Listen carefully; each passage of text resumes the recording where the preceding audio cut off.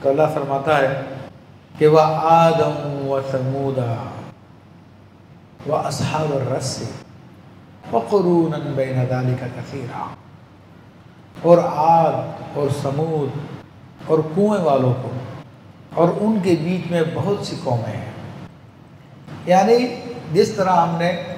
فرعون کی قوم کو برباد کر دیا، ہلاک کر دیا، حضرت نوح علیہ السلام کی قوم کو ہلاک کر دیا، برباد کر دیا، قوم عاد کو برباد کر دیا، ہلاک کر دیا، سمود کو برباد کر دیا، ہلاک کر دیا، اور کنویں والوں کو ہلاک کر دیا، برباد کر دیا۔ کیوں؟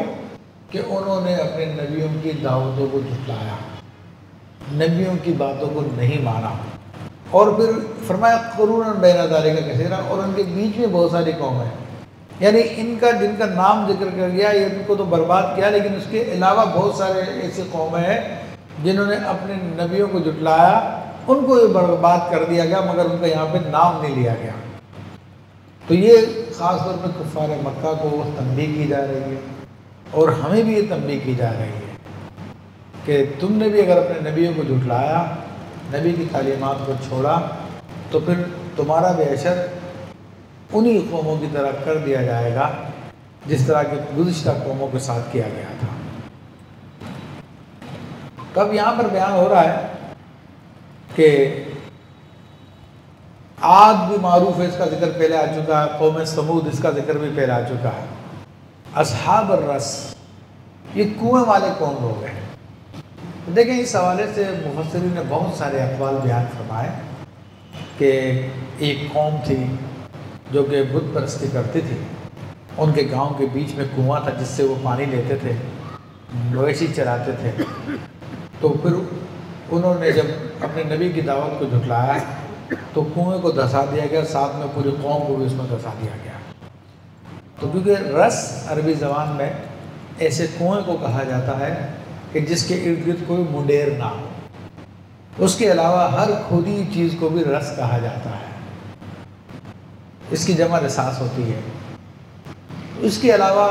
اور بھی مفسرین نے اس میں اقوال بیان کیے کہ قوم تھی کہ جنہوں نے اپنے نبی کو ہی قتل کر کے اس کو کھا لیا تھا، معاذ اللہ ثم معاذ اللہ، تو اللہ نے پھر پوری قوم کو تباہ کر دیا۔ یہ بھی قول آیا، اور یہ بھی قول آتا ہے کہ سورہ یاسین میں حبیب نجار کا واقعہ آتا ہے کہ یا قوم اتبعوا المرسلین وجاء رجل من اقصى المدینہ، کہ شہر کے کنارے سے ایک آدمی آیا اور اس نے کہا یا قوم اتبعوا المرسلین، اے میری قوم کے لوگوں تم رسولوں کی پیروی کرو، اللہ کے رسولوں کو مان لو، ان کی اتباع کرو، ٹھیک ہے، من لا یسلکم اجرا وہم مہتدون، جو تم سے اجر بھی نہیں مانگتے، کوئی بدلہ بھی نہیں مانگتے، اور یہ نبی ہدایت یافتہ ہے۔ تو ان لوگوں نے اس حبیب نجار کو بھی شہید کر دیا، اور شہید کر کے ان کو کنویں میں ڈال دیا۔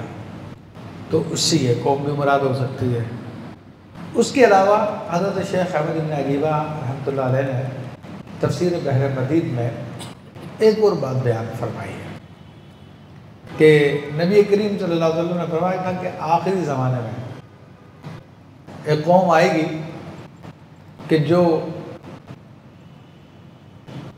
مرد سے اپنی جنسی خواہش کو پورا کرے گا، اور فرمایا کہ ایسے لوگ آئے اور انہوں نے عورتوں کو چھوڑ دیا، آپس میں ہی برا کام کرنے لگے، اور تو اللہ تبارک و تعالیٰ نے پھر ان لوگوں نے یہ کام شروع کیا تو پھر ان کی عورتیں تنہا رہ گئی، تو پھر ابلیس کی بیٹی جس کا نام ہے ولیحات، تو وہ آئی اور اس نے آ کے عورتوں کو پھر برا کام سکھایا کہ عورتیں کس طرح برا کام کر سکتی ہیں، تو پھر عورتیں بھی برا کام کرنے لگ گئیں۔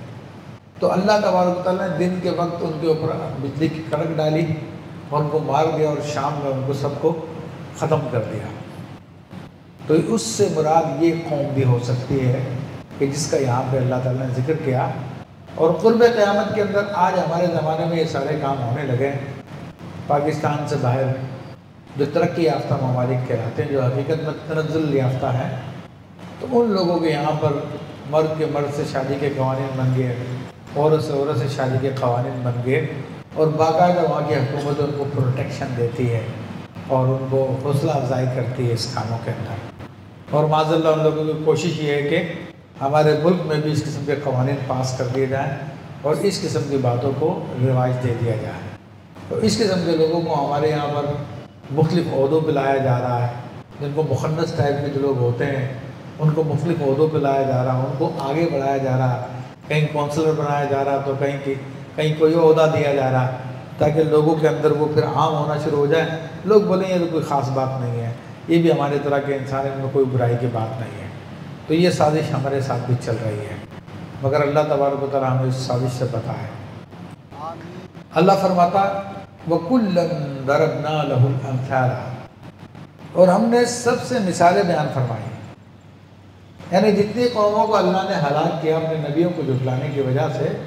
تو اللہ فرما رہا ہے کہ ہم نے ہر قوموں کو سمجھایا ہے، ان کے پاس رسول بھیجے اور انہوں نے اچھی طرح سمجھایا ہے، وہ نہیں سمجھے تو فرمایا کہ کُلًّا تَبَّرْنَا تَتْبِیرًا، تو پھر سب کو ہم نے تباہ کر کے مٹا دیا۔ جب انہوں نے رسولوں کی باتوں کو ماننے سے انکار کر دیا تو اللہ نے ان کو تباہ کیا اور پھر ان کا نام و نشان بھی مٹا دیا۔